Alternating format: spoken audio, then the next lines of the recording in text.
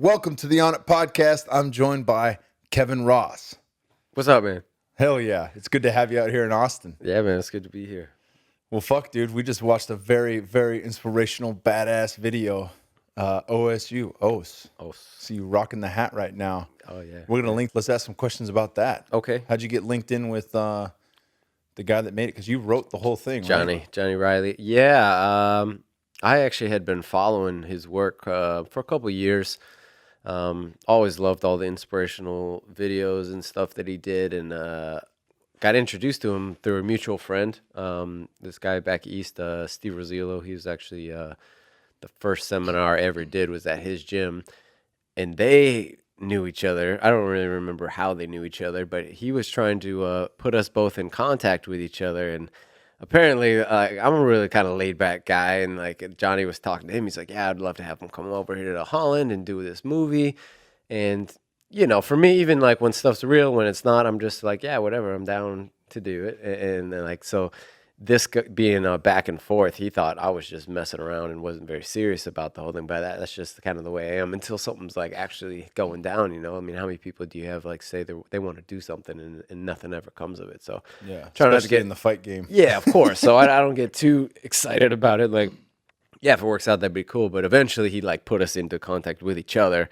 And we did a Skype call one day, and like he's like, "Yeah, you come over here to Holland. We want to shoot this video." He'd been reading some of my writings and stuff. He's like, it'd be cool to do a little mini movie off of one of your pieces. And he kind of asked me if I had any that I liked a lot and stuff. And most of the stuff I've written is pretty long and drawn out. And then this one piece I did, it's the only piece I've ever done like that. It kind of comes across like a poem, and it was kind of about my life and about my getting started fighting and facing all my fears and stuff. And it just worked perfectly. And he wrote this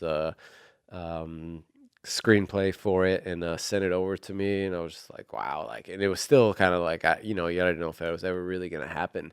But it just kept going and kept going. And I flew over there, I think right after my second Bellator fight, which was 2 years ago, I believe, a year and a half ago. And yeah, I was over there for just like 3 days. We filmed it in Holland, and we were fortunate to have Andy Sauer come in and hold pads for me in the video, which is cool. I've known Andy for a while, and they've known each other too. So we've kind of always been around the fight game, and had connections throughout that. And yeah, it just turned out really amazing. I was really blown away by it.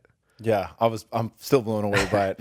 I'm glad you liked it, man. Both of us had it's always nice weird for me, like seeing stuff like that, because like it inspires me too. And like I wrote it, and that's my words and that's me in the video. And it's always it's a surreal thing for me to see that, because I still view it from an outsider's perspective, I think, Yeah. So I feel it just as much as I think other people do, maybe even more so, because it is about me. Yeah, obviously there's some deeper meaning for you as Yeah, well. of course. Well, let's unpack that video. Okay. There's a lot of fairly deep stuff you talk about in the video. So, a lot of times when I have fighters on, it's not just about the next fight or the title shot or that kind of shit. I try to dive into mindset and some of the shit that people have struggled with, because not everyone listening to this podcast is a fighter. Of course. But everyone deals with some shit in life, Without right? doubt, So, what was it like growing up? When did you start fucking getting into some shit? It was rough, man.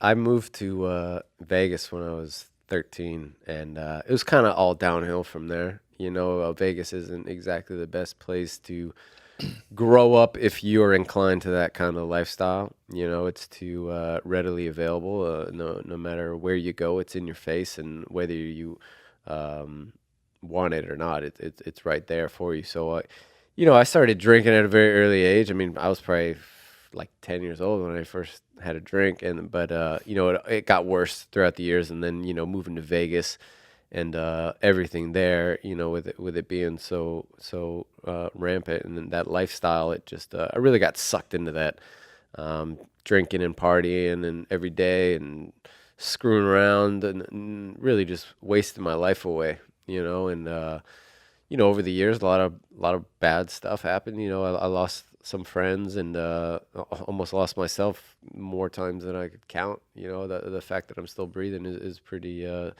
surreal to me. I never thought I'd make it past 20, and I literally almost died right before New Year's, going into the year 2000, which was a huge wake-up call for me. And through a series of pretty bad things like that, you know, one of my friends almost killed somebody drunk driving, and another friend put himself through a windshield, and a lot of things. Like all this happened, all these really bad things happened in this like month span of time. And years before that, back in '98, one of my best friends passed away. He was born with a defective heart condition, and you know, struggled with that his whole life, and eventually passed away from it. And he was actually the only person I ever told about this dream I had about being a fighter. You know, I never wanted to express it to anybody. You know, I didn't know how serious I even was. You know, so I wasn't very confident in telling other people about this crazy dream. If you knew me back then, you'd be like, well, what are you talking about? Are you gonna fight? And one day we were just hanging out, and I told him about it, expecting him to laugh at me. And you know, he was like, why don't you do it? You know, why don't you go after him? Like, well, you know, like I feel like I'm old, you know, and like, I mean, I was only 18 at the time, but it's still, you know, for a lot of fighters, that's old to get started. To start. Yeah, you know, a lot of people start when they're kids, or at least kind of get introduced to it, you know, and I'd never done anything. Like, well, I'm kind of old, you know, I know if I'm going to do this, I'm going to have to quit partying. And, you know, I was worried about losing all my friends. You know, I would have to completely change my lifestyle. I've always been someone that I'm all in or all out, and that applies to bad things too, you know. So I knew, I knew if I was going to do it, I'd have to cut my all these things out of my life, all the drinking, all the partying, all the hanging out. And I wasn't ready to give all that up, you know. And then, you know, he passed away, which was at first, the first thought was, all right, I'm going to go live for him. But it was just too much for me to handle. And it just made things even worse. And I was drinking just way more. And it just became completely like I literally had to drink every day just to function properly. And like, this is at 18 years old, you know, I was completely dependent on alcohol.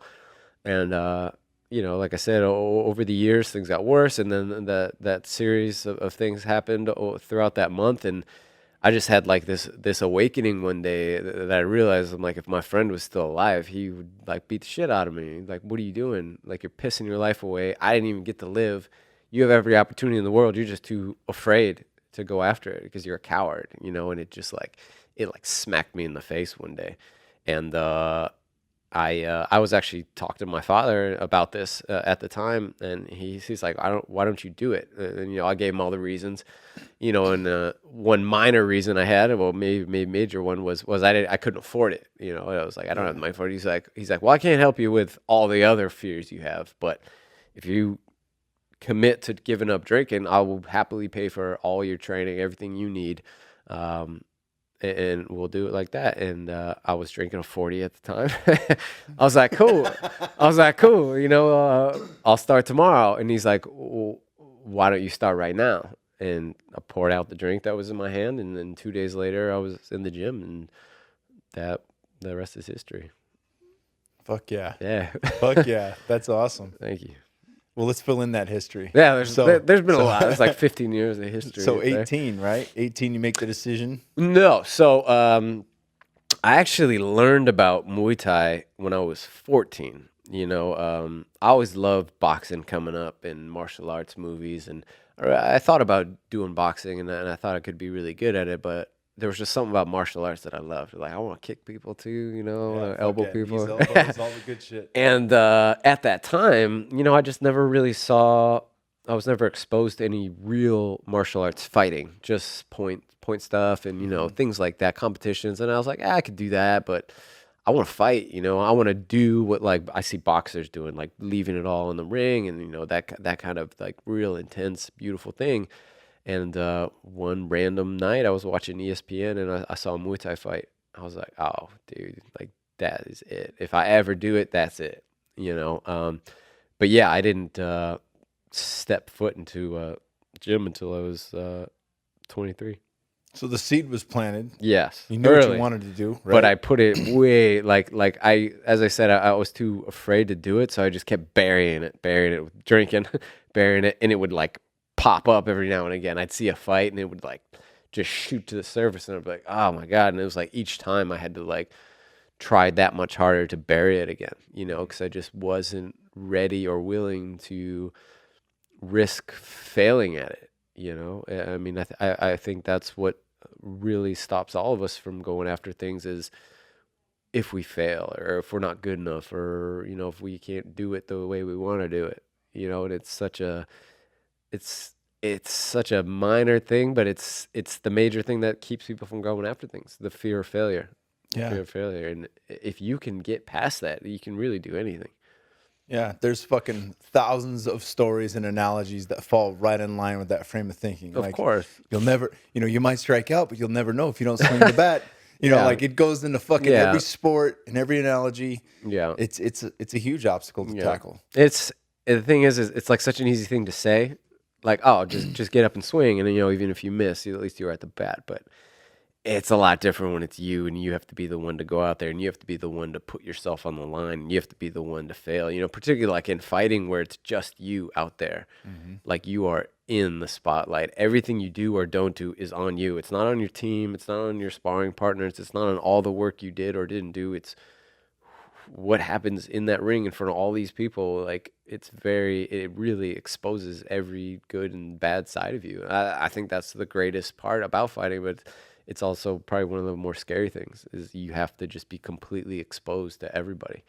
Yeah, it is the ultimate fucking test. There's no sport like it. You've got mental, physical, emotional, breath work, all of it ties into how you perform, right? And then showing up, how you periodization and fucking the Tour de France is one thing, but if you show up to a fight with a broken rib or something like that, that changes all sorts without of a doubt. I actually I read this study they did and it was about why professional fighters have I think one of the higher rates of depression, and it boiled down to the fact that our livelihood is literally gauged on less than 1% of our actual work. Like other people, it's like, okay, you have a game this week, you have a game next week, or us is like you do 2 months of work and you get to show 15 minutes in the ring, and everything is gauged on how that performance went. You can't have a bad day. You can't have an off day. You can't make a mistake because you will be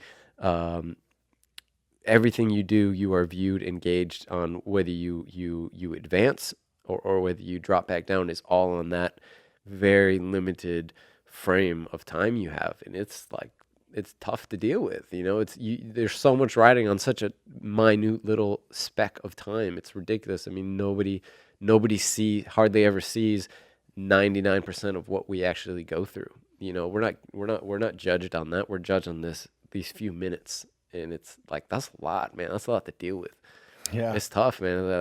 And I think most people don't even realize that. I think that's what's kind of motivates me to be a lot more vocal about the things I go through, the things I do, the ups and downs, because so many things, particularly fighting, are just viewed as the highlights of what we do. I mean, take a highlight video, for example. It's all the really great things you do. That's why my first highlight video ever got done. I wanted to show all of my failures as well. I showed the good stuff too, but I wanted to show both sides. Like it's not just me going out there saying, "Look how good I am, look how great I am." Like put me up on a pedestal. I fall, I fail, I get knocked out, I get hurt, as well as this is all the stuff I had to do to get back up to the top after I got knocked down. I had to get back in the gym. I had to put all those fears behind me, and I had to face them again, and I had to overcome them. And that's really what makes you a great fighter and a strong person is dealing with failure and dealing with your shortcomings and then moving past that and growing and getting stronger. Hell yeah, brother. Very well put. Thank you. So fuck yeah, dude.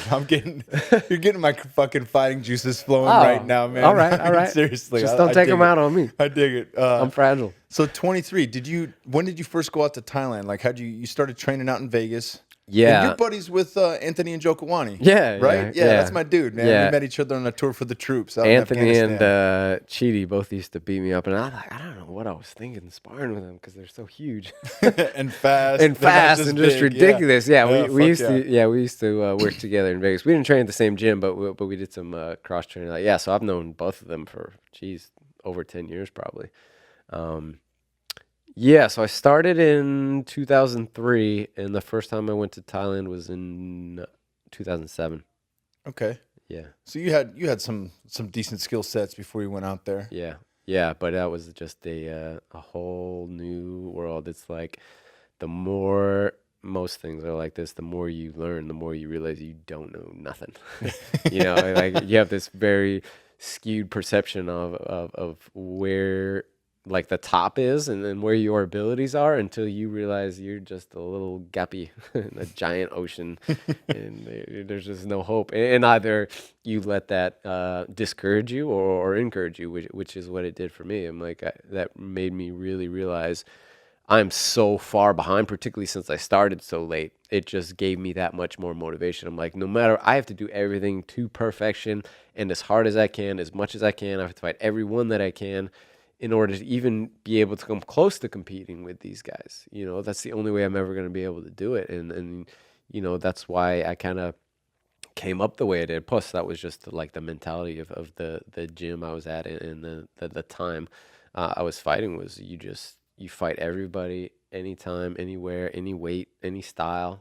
Like, just go out there and fight, man. It's that Thai approach. Like, you know, no matter what, as long as you take it the right way, it's gonna make you better. You know, as long as you're not getting like, you know, crippled in the process.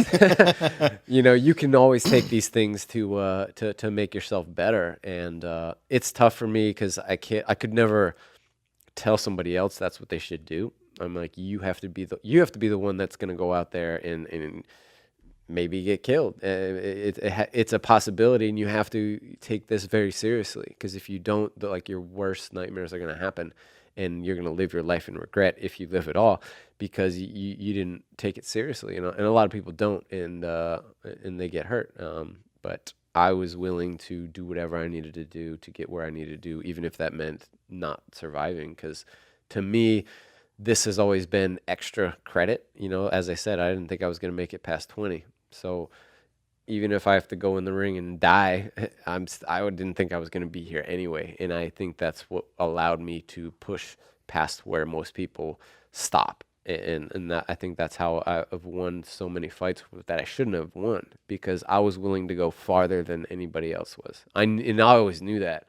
I'm like, no matter how good you are, no matter how much experience you have, there is no way you want this more than me, and there's no way you're willing to give up as much as I am to get to that point. And I think that comes across in the way you carry yourself, and it breaks a lot of people. Yeah, that inner fire will Yeah. outdo technique Yeah. fucking 9 times out of 10. And that's how I got my nickname. You know, it just the way I fought, it just sucked the life out of people because it was like they realized they couldn't do anything to slow me down, and I was gonna keep coming no matter what they did, no matter how good they were, no matter how many things they hit me with, they were gonna have to kill me to get me to stop, and they had to risk dying themselves in order to get there, and they weren't really to do that, and I was. You know, again, that's not the safest or smartest way to fight, but what's safe or smart about fighting? Nothing. Yeah. You know what I mean? Nothing. Nothing. So Not do the best else. thing for the brain. Nah, man. Like, what are you trying to, like, you know, a lot of times people get kind of caught up on trying to make fighting safer, but fighting's not safe no matter how safe you try to make it. I mean, how many people have been killed in like amateur boxing? It happens. It's rare, but a lot of times these like safety things they do actually make it more dangerous. You know, which happens quite often. Yeah, you get hit a lot more with headgear on. And like it might look safer, but it's not safer at all. And you know, that's kind of the downside. One of the huge downsides in fighting is like so many people that have control over this have no idea what they're talking about. They've never done this before. If they did, they would know better, but they don't. They're viewing it from the outside, and from the outsider's perspective, yeah, that might look safer, but it's just not. Oh, it's like the 12-6 elbow rule in MMA. Of course. There's fucking no reason for that. What crazy person came up with that? Nonsense. Somebody watching ESPN in the middle of the night, ESPN 2 at like 3 a.m. for the brick breaking. I'm like, yeah, I guess if they were sitting there on a table and you had all day to like line this elbow up, maybe that might happen. 3 minutes of breath work, a weight belt strapped around your waist. But yeah, gosh. So I mean, let's talk about safety, because here's something that I got, and you know, being a little bit older now and having, you know, even though you started late, you've definitely got some mileage, right? One thing that I've noticed from a lot of guys that make it to your level is that they start to realize that they don't have to fucking kill themselves in the gym and sparring anymore, especially if you're consistent with your fights. And that's the first thing I noticed when I went to Phuket to train at Tiger Muay Thai was all these Thai fighters were fighting frequently, but they never sparred incredibly hard. You know, there was a lot of work, a lot of seeing stuff coming at you, but it was a lot of flow and movement and still, you know, still drilling dudes in the legs and stuff like that. But they were taking it easy on each other's heads. And that stuck out to me. Yeah, without a doubt. It's a tough thing to find out what the best way is, because like one, in the beginning, you just got to do the work, and you got to learn how to take an ass whooping and how to give an ass whooping and how not to flinch and all these things. And yeah, just mindlessly beating your brains in isn't the smartest thing, but at the same time, it's like in the beginning, it's just about quantity. And the longer you do this, it becomes more about quality than quantity. And you can find the ways to make those adjustments. And then when it comes to like Thailand and stuff, you got to realize they're fighting all the time. So their hard sparring is fighting. You know what I mean? Like if you're fighting every month, if you're fighting every couple weeks, you cannot risk getting injured in the gym. Now, if you're fighting once a year, every 6 months, you better be out there like taking your lumps, or else you're not going to be able to fire correctly when it comes to somebody really trying to hurt you. So there is that balance. There is that like it's easy to sit on the outside and say, well, the Thais do it like this, but there's a reason they do it like that. It's not just this cut and dry thing. Oh, you should spar like this, or you should spar like this because they do it like that. But if you're fighting frequently, you don't need to go so hard. And if you are have this much experience, you don't need to do it at that much. But some people just got to do it like that, and some people kind of perform better off of that. You know, and I could never tell somebody like you should do it like this or that, because everybody's different. Everybody's gonna take benefit out of certain techniques, certain styles, and you got to do what works best for you. I mean, what you need to do is find the best way to minimize the amount of damage you take, so you can make your career last as long as you want it to last. Or unless you don't want it to last long, just beat the crap out of each other every day.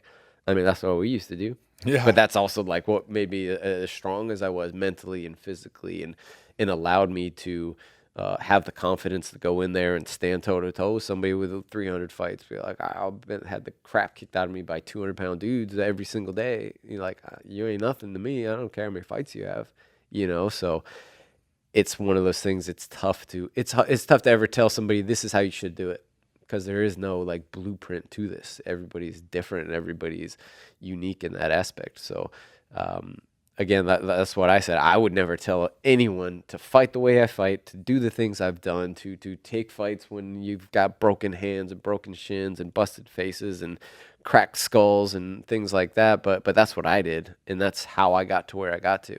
If I didn't do it this way, would I have gotten here? I don't think so, you know. But I wouldn't tell anybody to do that. Yeah, everyone walks their own path. Yeah. I've said it 1,000 times about diet, but there's no one size fits all fight game, right? Yeah, I mean, whether it's diet, whether it's fighting, whether it's your strength and conditioning, like you have to find what works for you, and that can literally change week to week. You know, like my diet changes depending on what I need out of it. You know, my training changes depending on how I'm feeling, and I think that's what you really learn how to do the longer you do this, is make those adjustments and be more flexible, to push when you need to push, and to kind of take a day off when you need to take a day off. Like this last fight, I didn't cut any weight whatsoever, and I felt like I didn't do as much in the gym, but I also did it smarter. Like I said, days I felt good, I was able to push 100%. Days I needed to take it easy, I took it easy. Days I needed to take off, I took off, where before I would just go 100% every single day, no matter what, no matter how I felt, no matter where my head was, no matter if I was sick, tired, whatever, I would just push through it all. And the longer I've done this, the more I've found how to be smarter about it, and things have gotten a lot easier because of it. The older I've gotten, it's easier now because I know how to listen to my body, my brain, and what's working and what's not. Yeah, that's a huge thing for any athlete or anybody that's just in the gym trying to get in shape, is listening to your body. Yeah. It's tough, though, because I wrote a blog about this. It's tough because you have a fucking deadline. Right. And then there's also how do you know what is being a baby and how do you know what's an actual injury? There's that great line in, I think it was G.I. Jane. He says, like, are you injured or are you hurt? There's a big difference between the two. And that's like, are you tired or are you like broken? Is training today going to make you worse or is it going to make you stronger because you push through? And who's the person that can say what that is? Nobody can, unfortunately. And for me, I've always been on the opposite side. Like, I'm going to push through to my own detriment at times. But I'd rather be on the far side than on the narrow side, where like, it's very easy to say, oh, I'm just not feeling good. I need the day off. That's what comes with experience is like you really learn to know the difference between the two. And I don't think you ever really do know. It's just something that kind of comes with trial and error, and you realize, and you could be wrong too. But there's days it's like nothing positive is coming out of today. I'm gonna take the day off. Yeah, that's time in, right? Yeah, that's time in. Yeah. But I like what you said. When you first get started, it's important to get your ass whooped. It's important to feel that, and that's a great barrier to entry for a lot of people that are like, oh, I want to fucking do this. I'm going to be a fighter, and I'm going to do it for all the reasons that aren't within themselves, like for other people or for the spotlight or for the money that doesn't exist, for whatever fucking idea they have in their head about being a professional fighter, and then you go in there and get tuned up a couple times and say, maybe this isn't for me. But if you go in there and everyone's, a yes man and, powdering your ass and wiping for you and doing all that, and then you get into a real fight. Yeah. That could be, a one and done scenario. Of course. So better to figure that out in the gym than to find that out in front of all your friends and family and people watching. Yeah, without a doubt. That's kind of an unfortunate thing that happens a lot. Is a lot of people don't really have to face that until later on, and you don't want to learn that later on after you've put so much time in. Like, maybe this isn't for you. You've been doing this, you just given 5 years to this, and you don't really want to do it. That's why it's like, go in there the first day, get the shit kicked out of you. If you come back the next day, this might be for you. It's like that really great Hulk Hogan story where the dude snapped his shin in half his first day training with the guy. Come back tomorrow. Yeah, this is what you want to do for the rest of your life, because that's going to happen at some point. You're going to get injured. You're going to be crippled. Do you want to do this anyway? If you do, this is for you. If you're only going to do this when things go well, that's always the best thing that ever happened to me. Is I got the crap kicked out of me in my first fight. I got stopped. I mean, I did fight a guy that outweighed me by 20 pounds, but still, I went in there. I had all this confidence. I was like, this is for me. This is what I want to do with my life, and got the shit kicked out of me. Got stopped. And I had that moment of, do I really want to do this? And what came to my realization was, I want to do this regardless. It doesn't matter if I'm the best in the world or the worst in the world. I love this sport, and I'm going to do it anyway. And I'm going to be the best I can be, whatever that is. I don't know what that is. You don't know what that is. Nobody can actually tell you what that is until you've pushed yourself past those things that get in the way, those barriers. And if those barriers are going to stop you, you shouldn't even start. Yeah. It's really good, too, that you had, with the rough upbringing, still support. When you put yourself out there and said, this is my dream, to have somebody say, yeah, do it. Because a lot of people in situations like that would shit on your dream. I mean, I had a buddy, I remember I was staying up late. We were like 10 or 11. We were drinking Jolt Cola, pulled an all-nighter out of sleepover. And, under the stars, what do you guys want to do when you grow up? And we went around, and I said I wanted to play in the NFL.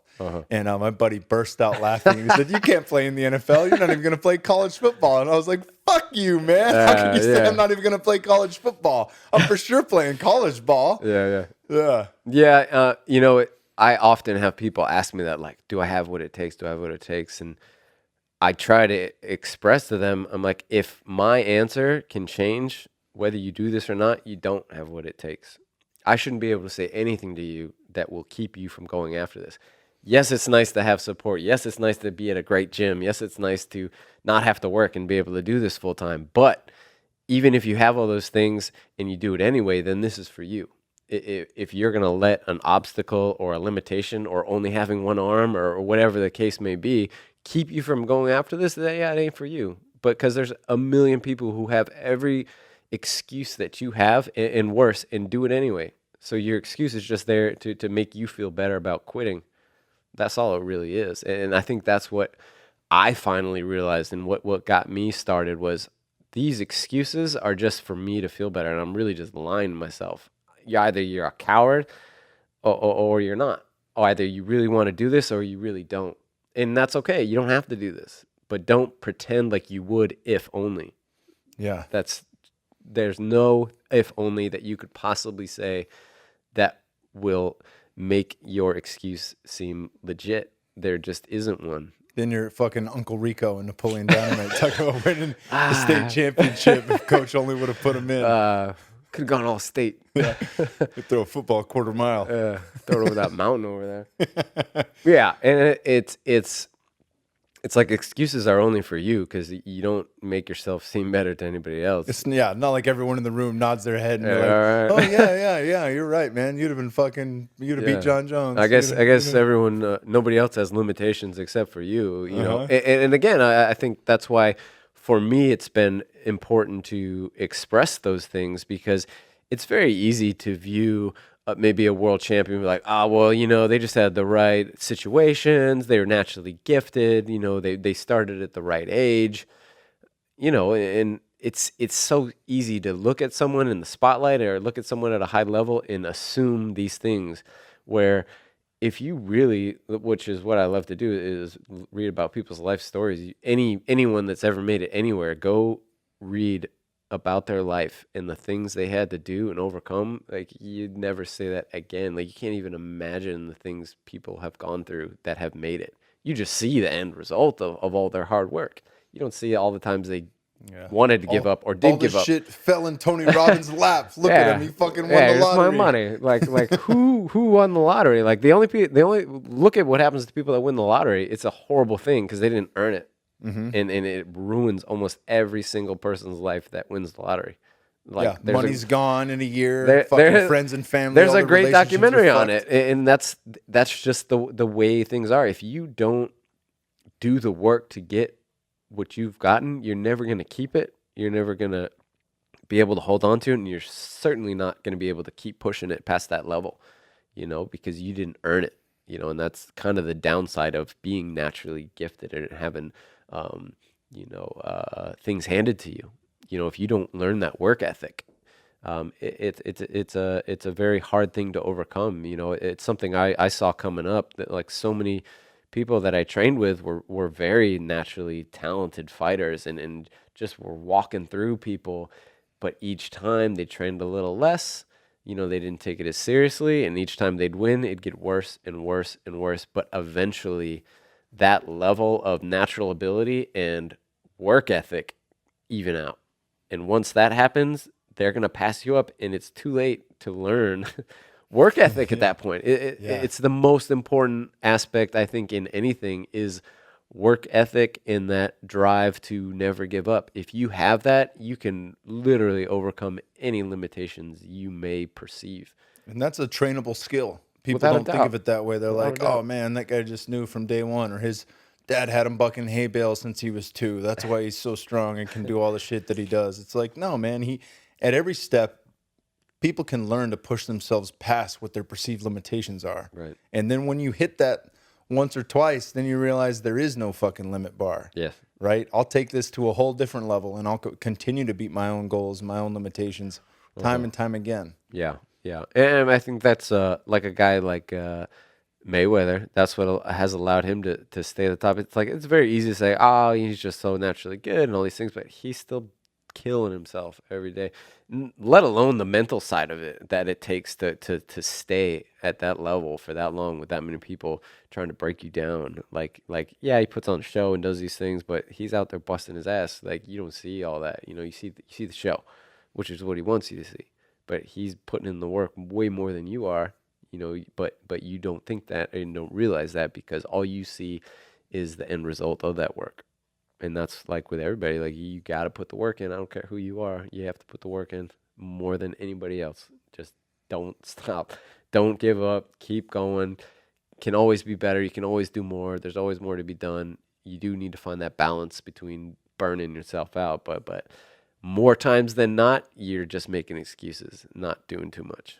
Yeah, and it takes a few burnouts to realize where that limit is to pull back on. Well, yeah. When should I pump the brakes? Just keep going. You'll find out when too much is too much. But if you think it's too much, it's probably not. Like your body eventually will stop functioning correctly. Your brain stops before your body stops. I wrote this thing about how we all have well, I said a bitch, but a coward inside of us because you could say bitch. A bitch. Yeah. We all have a bitch inside of us that we have to fight, and the bitch inside of us is our survival instinct. Everything in us is trying to keep us safe. Okay, that's why when you get tired, you want to quit. Your body is like, this 80%, you're still okay, but we should stop here because 100% you're gonna die. But you still got 19% in there before you keel over.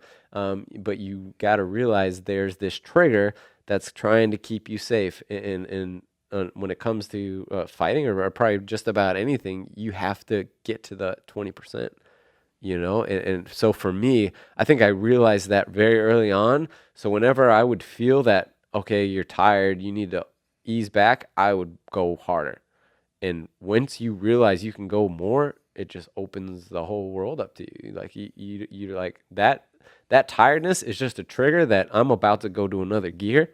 It's like when you're driving your car, it's going to the red line, but you don't realize you have these other gears you can hit. But you're taking that red line as, I should ease off the gas. Just switch your gear and go to the next one. It's uncomfortable, but once you get through that, man, you got a whole world of gears left to you. And those gears can keep going. Each time you go to the next one, there's one after that, and one after that, one after that, one after that. But most of us function like we got 3 gears here, and we got unlimited. Yeah, 100%. There's a big thing that goes into that with feeling like everything we do, the brain is protecting us. Yeah. It's all of it. It's how we deal with cold, hot, all that shit. That's why we drive around in, temperature, climate controlled cars, climate controlled house, all this shit. And there's a lot to that, God, what was the name of the book? Ryan, you got me? It's not Ego is the Enemy. It's the other one. Something is the way. The obstacle is the fucking way. The obstacle is the way. Yeah. Phenomenal book. And just talks right about that, But yeah, evolution has designed us to survive. Right. Right? So same deal. That's why we talked about this with Rob Wolf. You come across a berry patch, the guy that took a couple berries and said, I'll leave the rest, that dude never lasted. Because when famine happened, he fucking died. The dude that said, I'll eat this whole thing and stored it as fat, that's the guy who passed his genes on to us. That's why we want to fucking gorge. We're wired to eat. Yeah. Right? We're also wired to protect ourselves. We're wired to pump the brakes when shit gets hard. Yeah. And say, maybe now's a good time to relax a bit, or maybe I'll tap. Yeah. Maybe I'll just curl into a ball in the corner and let the referee stop it. Yeah. That's all inherently in there by design. But you can switch that. That's also something we can manipulate. Yeah, without a doubt. There was a good documentary on George Foreman, and he talked about how he realized so many knockouts come because they almost allowed themselves for that to be an option, and you see it in a lot of fights. People get knocked down, and then their brain, even if it might not be conscious at the time, it was in there prior to it. They allowed weakness to get in there, and they allowed themselves to not push to that uncomfortable place. And then there's people that just will not stay down because they are on that 20% level I was talking about, where you literally have to kill them to get them to quit, or shut their body completely down. But if the brain's working in them, they're going to get up. And he's like, I will never get knocked out again unless I'm dead. And, that's something that really hit home to me. And something I realized is there is that natural instinct in your brain for safety, and whether you consciously gave up or not, there were moments in your life where you allowed that weakness to set in. And if you don't push past that, you're not going to have that automatic strength that comes from doing that. In moments like that, when maybe your brain isn't really consciously telling you to quit, it's like, we know what this is, we're going to stop. It's whispering gently in your ear. Yeah. I mean, I've had those moments in fights where I got cracked in the back of the head, and my equilibrium was all off, and I have this very vivid memory of this fight in Vegas where that was happening, and there was this moment. I remember it's like, it'd be so easy just to go down right now, and nobody would think otherwise. You're getting thumped on, you're getting beat up. It's easy to get beat up and knocked down, and nobody would have even known that I gave up. I knew though, and I was like, fuck that. I'm like, you're gonna have to kill me to get me out of here. And then I went out to knock the dude out, and like, it was a very eye-opening experience for me that there is a choice that happens, even if it's not a conscious one. And you have all these moments throughout the day, throughout the week, throughout training, throughout your life, where you have an opportunity to either get stronger or get weaker. And it can be something as simple as having a cupcake, or any moment you have in your life, you have an opportunity to strengthen your resolve or be safer and be weaker. And the more opportunities you take to better yourself, the more those things will naturally come out when maybe your brain isn't functioning correctly. Yeah, consistency is king, and it makes everything fucking easier the longer you stick to the path and continue to work. Yeah. It's, as you're talking about this, I of course think of my fight career, and my inner bitch came out with Glover Teixeira. I knew it was his first fight in the UFC. I had trained with Chuck Liddell and John Hackleman for a while. I knew exactly who he was. The world didn't know who he was. It was a terrible fight. I'm supposed to win. All the excuses in the world, running through my mind. Yeah. And, we get in there and he just fucking buried a beautiful hook counter right in my temple 2 times. Counter, slip, slip, bang, slip, slip, bang. Same spot. And I never felt that out of place in a fight as I did right then. Just fucking no wherewithal, off balance, like walking on stilts, trying to hit him. And I shot this sloppy fucking single leg just to try to get close to him. He ends up mounting me and pounding my face. And in that moment, I thought, fuck, man, I'm just going to fucking try to push this guy off me. And if he arm bars me or fucking chokes me out, fuck it, it'll end. Yeah. And of course, dude throws the arm triangle on and chokes me out, right? So there was me failing with the inner bitch. Yeah. But I can at least say, in the fight that followed, I had my face fractured in 2 spots, and the inner bitch came back. I got flash KO'd the second. I went down in slow motion. I watched that fight over probably like 5 or 6 times. And I go down pretty fucking quick in real life, like super quick. But it was almost like the Matrix, like that kind of slow motion as I was going to the ground. And right then I had the thought, am I knocked out? Is it over? And then no. Yeah. And that switch went on, and I fucking believed I could win. And the second I hit the mat, I remember turning to the guy and saying, get to your fucking feet, kick him away, and kept going. And then the second round I came out, started taking him down and pounded on him. And then it was stopped, and I lost the fight in between rounds because my face was fully fucking fractured. right. Good stoppage. Good stoppage. But yeah, I think, if there's one piece I look back on my fight career, it was that moment. That moment where I recognized the inner bitch come back, and I said no to it. Yeah. And even though that fight's still an L, that's my favorite fight I've ever had. Yeah, without a doubt. There's like those moments like that. Even when you do end up losing, like, you realize we do have these choices, even though they might appear on the outside to be like not there, we have them in our head. And I would never say whether it's right or wrong to take them, but it's still a choice you have, whether you give up or keep going.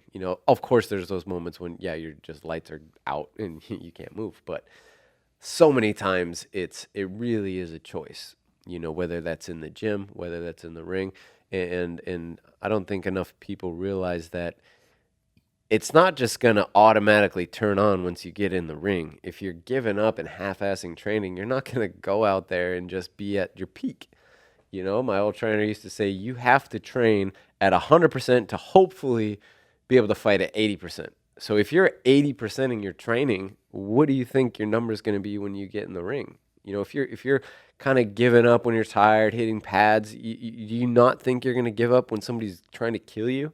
It's not going to get easier. It's going to get worse. You have to like just crush it every day, like in any kind of hopes to ever be able to make it to any sort of level.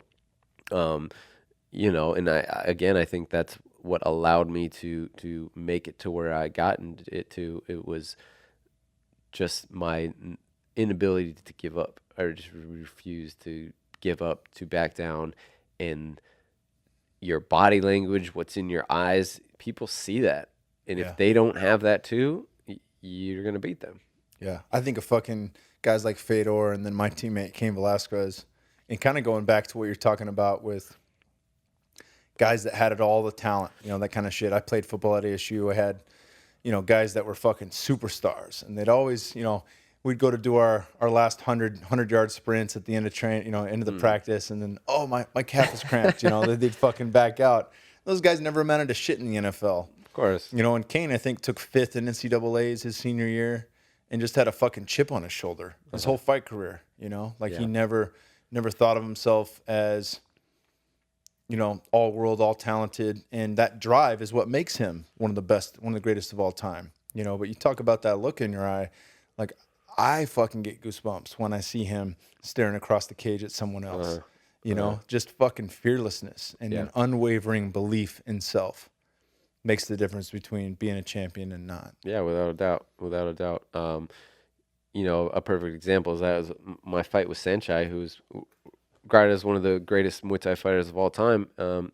He had like 300 something fights, and I went in there up against him. Like no one gave me a shot in the world to even make it out of like the first minute, let alone the fight. And I saw all these fights people had with him, and it was as if they were in there just to like watch his show. They just had the front row to it. These people that would fight him, and they just gave him so much respect, and like arguably so. He's truly amazing. And for me, it was just like, I'm gonna go out there and I'm gonna push it 100%. No matter what happens, I'm gonna have no regrets because I'm gonna just go nonstop. And there's nothing in the world he can do to me to make me stop. And I probably had one of the closest fights with him at anybody ever, and had a split decision, lost to him. But to be able to do that and to really realize that where your level is just like your skill set is just one piece of the puzzle. Like there's so many aspects to fighting, to life, that aren't just about that singular thing. Like there's all these pieces of the puzzle that you can still have greater than somebody else that might appear to have more than you if you just have more in a different department. And a lot of times that is just not quitting.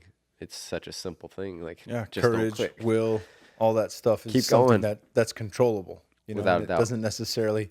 It can be learned and strengthened over time, but on competition day or when the shit hits the fan in life with stressors and challenges, that's a controllable factor on your side. Yeah. That has very little to do with how much your skill set is at or any of that. I think stuff. that maybe that's what makes it so difficult, because we do have a choice to keep going or to quit. And it's so easy to quit. It's so easy to quit. It's so much easier to quit than to do anything else. Like it's amazing that we do anything ever. Not only that, it's so easy to quit and make it look like you still tried really, really hard. And I gave it my best. Yeah, it's so easy to say that, and but people who know, they know what really, and that's the worst part, is you will always know that you gave up. For me, that's always been the hugest thing, is I know I have to look myself in the mirror every day for the rest of my life. If I quit now, I'd rather die right now than give up, because forever I'm going to be a quitter. Doesn't matter what it looked like to anybody else. I know I gave up. I know I kind of half-assed it when I didn't need to. I didn't push it as hard as I had to. Like even maybe in fights that I've won, if I think I kind of held back and kind of babied it, I'm not too happy about that. I'd rather go out there, fight my fight, do what I want to do, push it to what I feel is pushing it, and I'd rather lose, get knocked out, because when I'm the one that has to look back on my career, I'm the one that has to look myself in the mirror. I'm the one that has to be happy with the things I've done and accomplished. It has nothing to do with what other people's perception of me is. It's what my perception is. Yeah, it's what you live with every day. It's what you look at in the mirror. Yeah, that's tough. And you got to lay down with that every night in bed, too. Like, get away from me. It's a lot easier to sleep at night when you know you've done everything you possibly can. Without a doubt. Without a doubt. And again, that is the hugest factor that got me past my fear of failure and got me into the gym was I'm the one that knows that I didn't try. You know, anybody else can say, they can point to all the excuses I had and like, well, you know, you probably weren't going to get very far. You were starting too late. You know, you weren't going to do much anyway. So it's probably best you didn't try. But I'm the one that would have had to live with that for the rest of my life. And I was not willing to do that. Like I get why so many people are so depressed and just ruined because of that, because of giving up, you know? Yeah, you do what's safe, right? Like I battled a shit ton of depression after college football, not because, you know, the dream of playing in the NFL was over, but just because I didn't want a fucking desk job. Yeah. I didn't want to settle for a lot, and my apologies for everyone who has a desk job. I too have a desk job now at Onnit, so I've come full circle. It's not that bad. Thanks working to for Onnit. the man. Working for the man. Yeah, throwing on the Spirtle. monkey suit. Throwing on my Dulcine's yoga action here. But yeah, you know, like looking at that office space life for me was the fucking dread. Like that was the thing where I was like, what the fuck is this degree for? What the fuck have I learned here that's worthwhile? What do I want to do with my life that's going to add meaning? You know, and I didn't want to settle. I didn't want to settle for that. And thankfully, you know, even though it was late in the game as a 24 or 26-year-old, at least I had some wrestling and football and things like that and was an athlete. But yeah, there's always a fucking option. You know, just because you've had a job for 10 years or, you know, this is what my degree is in or any of that shit. I mean, fuck, 90% of the people that graduate college never do what their fucking degrry is. Yeah. Unless you're an engineer or fucking something like that. You know, I mean, it's still, there's other options. So it's really your choice. Yeah. I think it was Jim Carrey's graduation speech. I don't remember. Maybe he was just talking about how no matter what you do, you risk failure, even if you do the safe thing. So you might as well go after what you love. Because you can do everything right, you can do everything safe, you can do everything the way it's supposed to be done, and you can fail just as miserably as you would have if you're going after it. At least if you go after something, you're going after what's in your heart, you're going after what you know. I'd rather fail at what I love than succeed at what I hate, without a doubt. Hell yeah, brother. Yeah. I'm looking at Ryan right now. That's for sure going up online. Nice. Yeah, I got a chance to meet Jim Carrey at Gabby Reese and Laird Hamilton's spot out in Malibu. Oh yeah, and it was just a few months ago. The guy is fucking phenomenal. Yeah. Like one of the nicest dudes I've ever met. He had so much to talk about on mindset and healing and using sound and different types of meditation and things like that. How do you tackle? I mean, it seems like from day one when you started, you knew you had the path. Like, I know this is how I'm going to push myself. I know what I need to do to be successful. And if I fail at that, that's fine, but I'm going to fucking bust my ass to get there. Along the way, you know, having fought as many times as you've had, have you introduced any types of breath work, visualization, fucking meditation, any type of practices that help you get in the zone or dial in what you're going to do in the fight? Yeah, I mean, I've experienced experimented a lot with you know, mind coaches, things like that, visualization, and again, it goes along the same lines as training and diet and all those things. You just find what works for you, what does and what doesn't. You know, certain fights I've done certain things, and some I haven't. You know, when I feel like I need it or need a different approach, I might look into things like that.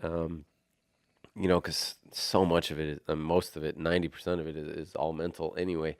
You know, really learning how to find what works for you, whether that is studying your opponent and visualizing, whether it is going to the beach and clearing your head. And you know, everyone is different when it comes to that. And maybe every fight is different when it comes to that too. So it's been a constant growth and learning and in trial and error, along with every other aspect of training and life in general. Is different things work at different times, and what works today might not work tomorrow, and what didn't work yesterday might work today.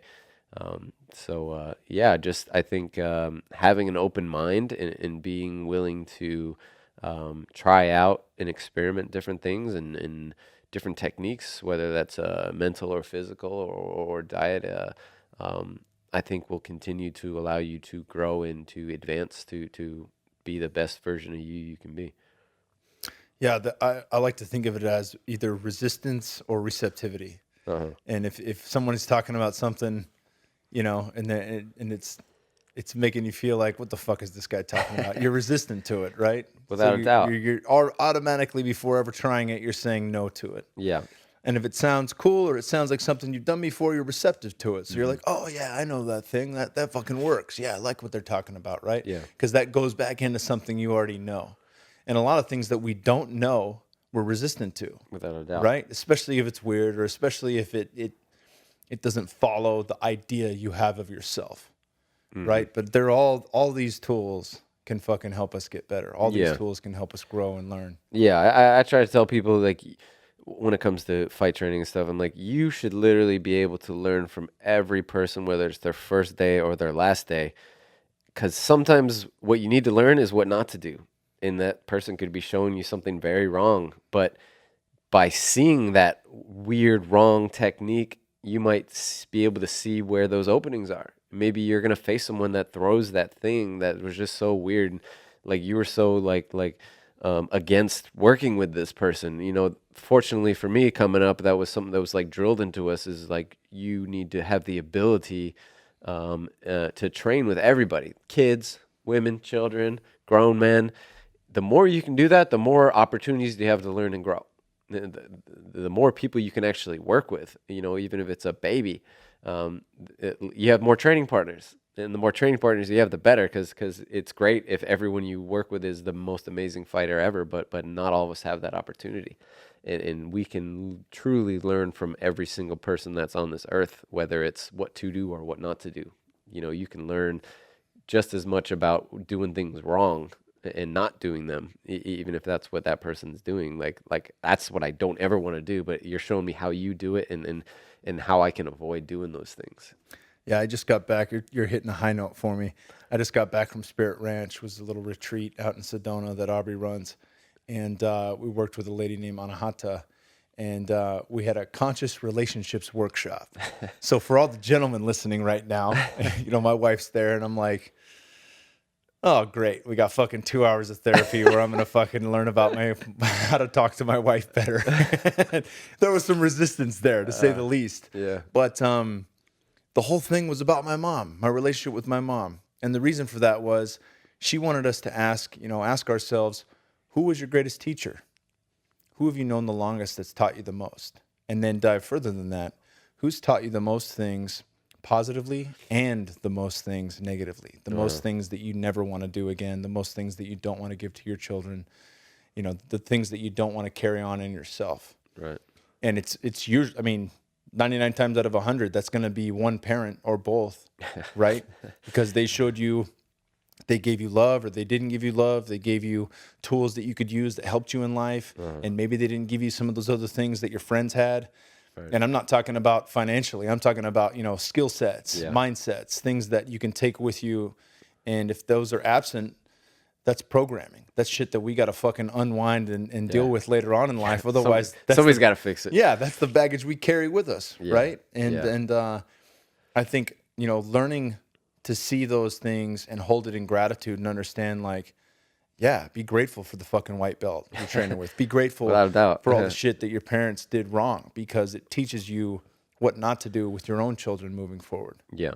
Yeah. Anything can be a tool that you use to grow if you use it correctly. Wins, losses, trials and errors. It's not just the easy times. It's the hard times is what really makes you a stronger person, not when everything's working out. So as rough as it is, as hard as it is, when things aren't going right, you have a better opportunity now to be a stronger, better person if you overcome it than you do on those victories.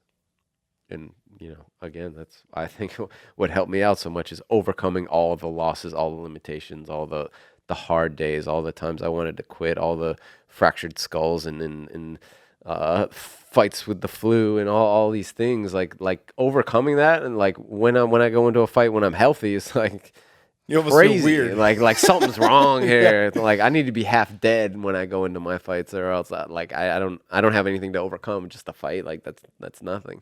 Like I need like something seriously wrong with me. Let's get a little extra. I'm like, just hit me in the face with a shovel right now. Like we'll be okay. I swear I'll fight better.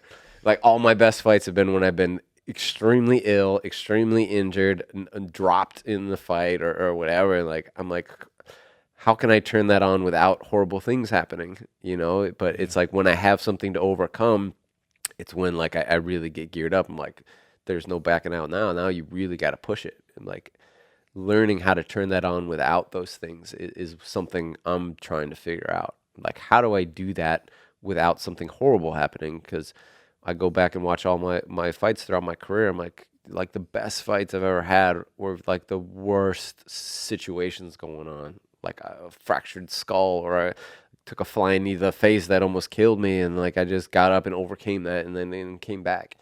Like how do you turn that on without that trigger? And that's, I think, the hard part, and that's all a mental thing. Yeah, there's more to learn. Always more work to be done. Yeah, or just get hit in the face really hard before you walk out there. We used to talk about Forrest Griffin. Yeah, he needs to get hit a few times. Then he knows he's in the fight. Really hard. Like drop him a couple times. Just do that on the way out though, so it doesn't look so bad. Hopefully it's not a knockout. Well, shit, man, we're almost out of time here, but you got a book you just wrote. Is that correct? Yeah. It's a little book. It's more of a journal. I'm actually going to do a series of books. I've been writing about my career and my fights and things like that for over 10 years now, and kept track of them all. And I thought about putting a book out at one point, but I started realizing I don't know if I'm ever going to be done to the point when I can actually put one book together. So I'm going to do a series of them on different fights and different things I might want to write about. And I really did this one just for fun. Like I didn't really expect nothing out of it. I kind of wanted to see the process of getting a book printed up and published. And I had planned on just giving them all away. And I was like, I'm just going to do like 50. But I'm like, man, I literally have to give away like 100. I know way too many people, and I'm close to way too many people. So I was like, all right, well, the price from 50 books or 200 books is the same amount per book. Like you don't get a break until like 500. I was like, all right, well, I'm going to buy 200, and, if I have to have them sitting around for a couple of years till I give them all away, cool, whatever. So I got them done, and I put a post out like, I got these books, and like in 6 hours I had 200 people want them. Well, fuck, now what have I got myself into? Like I didn't even think about that. Now like I think I have like 600 people on the waiting list for my book, and I'm like, I'm got to do all this by myself, man. Like this is hard. I got to send them all out. I got to keep track of all these people. I got to keep track of their money.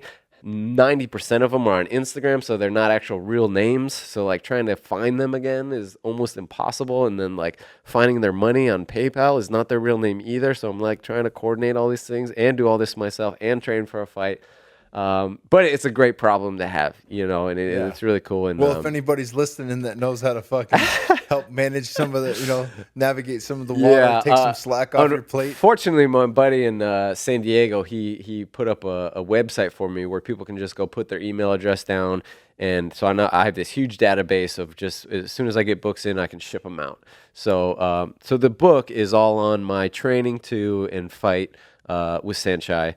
It's basically a journal about that whole period of time in my life, and you can go to thesoulassassin.com, and it's just a real simple thing. Put your email address in, and as soon as I'm ready and have gotten the rest of these hundreds sent out, I'll send them out to you. So if you're interested, go and hit that up. Fuck yeah, we'll link to that in the show notes.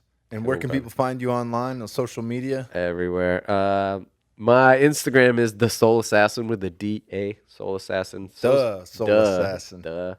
So is my Twitter. I think Facebook is Kevin the Soul Assassin, I believe.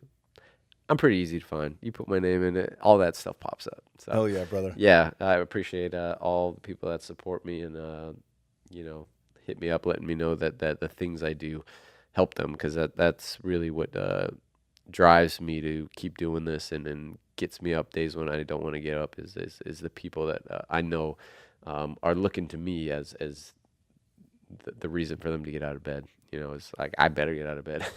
I have these other people look at me, even if it's just one person, you know, so that's what keeps me pushing, and I appreciate everybody's support. Hell yeah, brother. Well, it's been excellent having you. Thank you for It's been coming great out. to be here, man. We'll have to run it back with you after your next fight. Yeah, for without sure. a doubt, man. Awesome, brother. Thank you, Kevin. Thank you very much.